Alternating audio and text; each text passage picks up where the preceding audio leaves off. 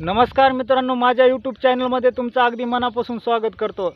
किलोवर कडधान्य विकत घेऊन खाण्यापेक्षा म्हणलं शेती करावं मित्रांनो, कारण तर शेतीमध्ये पडलो कारण तर पोट तर भरण म्हणून मित्रांनो। कारण तर हो का मित्रांनो, आता सत्य परिस्थिती महाराष्ट्रामध्ये यंदा चालू आहे मित्रांनो। कारण तर असा पावसानं धुमाकूळ घातलाय, आज लाखो हेक्टर जमीन आमची शेतकऱ्याची महाराष्ट्रामध्ये पाण्याखाली गेलेली आहे मित्रांनो। त्याकरता व्हिडिओ बनवत आहे। आज सत्य परिस्थिती आहे मित्रांनो, आज एवढी जमीन पाण्याखाली गेल्या, माझ्या प्रत्येक शेतकरी बांधवाचा आज नुकसान झालेलं आहे मित्रांनो।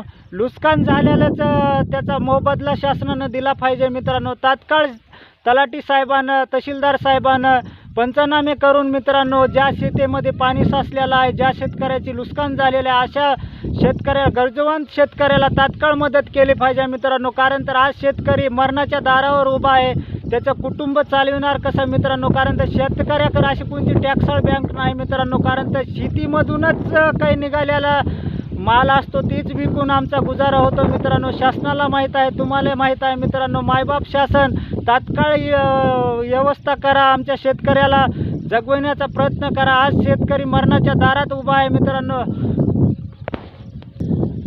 ह्या मरणाच्या दारातून बाहेर काढायला केवळ आम्हाला शेतकऱ्याला फक्त शासनच काढू शकतो मित्रांनो। कारण तर शासनानं जर आम्हाला तात्काळ मदत केली तर आज शेतकरी जगू शकतो मित्रांनो। आज मरायचं देखील म्हणलं तर मित्रांनो, विष खाला देखील आज आमच्या खिशामध्ये 1 रुपया नाही मित्रांनो।